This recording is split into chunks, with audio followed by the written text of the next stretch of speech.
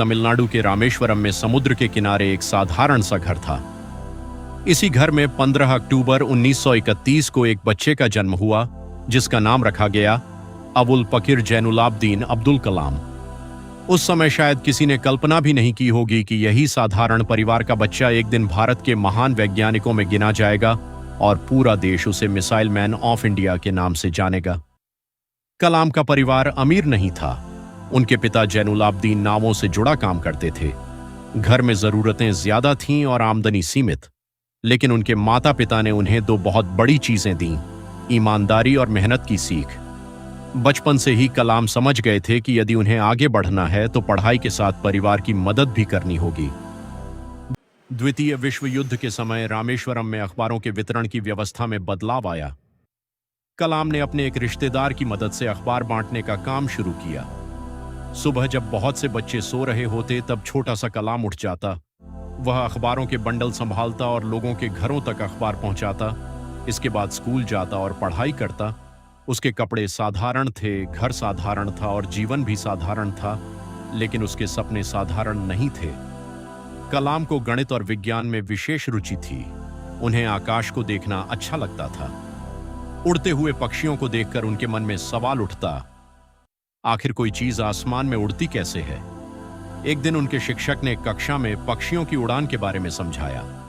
बच्चों को बात पूरी तरह समझ नहीं आई तो शिक्षक उन्हें समुद्र किनारे ले गए।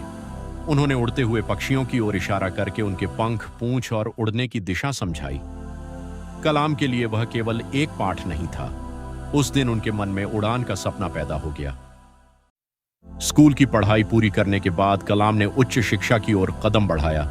उन्होंने भौतिक विज्ञान की पढ़ाई की और बाद में मद्रास इंस्टीट्यूट ऑफ टेक्नोलॉजी में एरोनॉटिकल इंजीनियरिंग पढ़ने पहुंचे।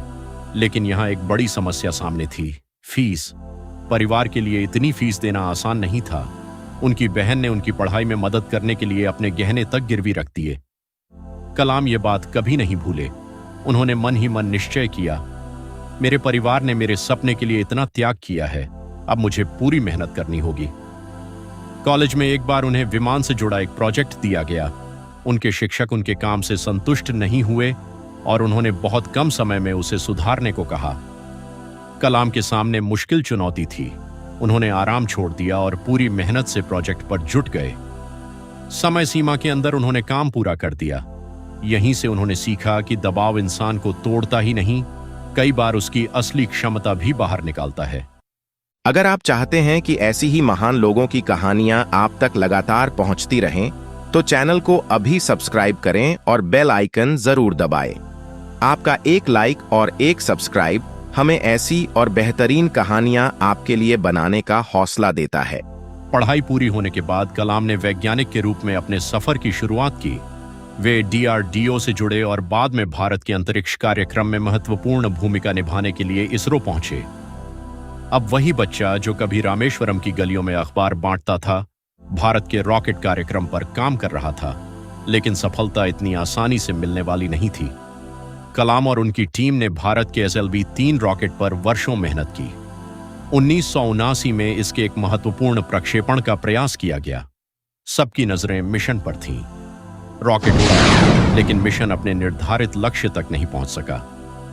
कलाम बहुत निराश हुए। इतने वर्षों की मेहनत के बाद मिली असफलता किसी को भी तोड़ सकती थी, लेकिन उनके वरिष्ठ वैज्ञानिक सतीश धवन ने टीम का साथ दिया। उन्होंने असफलता की जिम्मेदारी अपने ऊपर ली और वैज्ञानिकों को दोबारा प्रयास करने का हौसला दिया।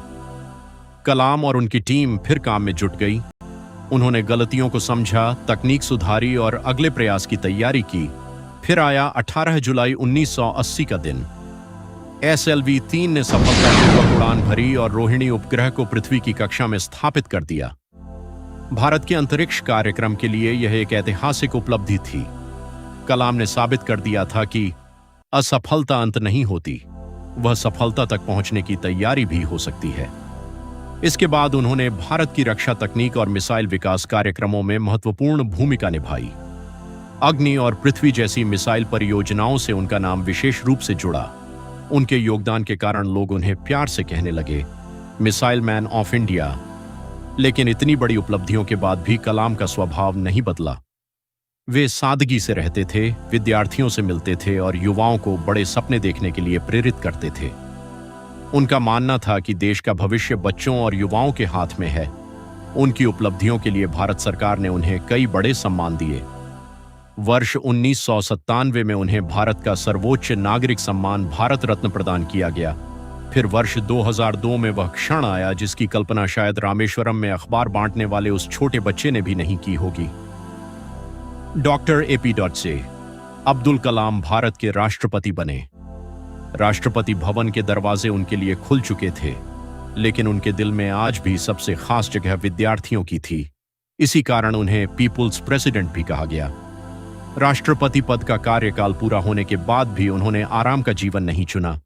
वे कॉलेजों और स्कूलों में जाते, विद्यार्थियों से मिलते और उन्हें सपने देखने के लिए प्रेरित करते रहे।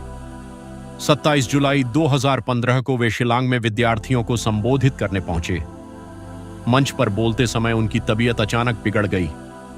कुछ समय बाद भारत ने अपने प्रिय वैज्ञानिक, शिक्षक और पूर्व राष्ट्रपति को खो दिया, लेकिन उनकी कहानी वहीं समाप्त नहीं हुई। आज भी जब कोई बच्चा गरीबी या मुश्किल परिस्थितियों के कारण अपने सपनों को छोटा समझने लगता है, तो कलाम की जिंदगी उसे याद दिलाती है, शुरुआत छोटी हो सकती है, लेकिन मंजिल छोटी होना जरूरी नहीं। रामेश्वरम की गलियों में अखबार बांटने वाला एक बच्चा वैज्ञानिक बना, वैज्ञानिक से मिसाइल मैन बना और फिर भारत का राष्ट्रपति बना। उसके पास बचपन में धन नहीं था, लेकिन सपने थे। सुविधाएं कम थीं, लेकिन मेहनत थी। रास्ता कठिन था, लेकिन उसने चलना नहीं छोड़ा।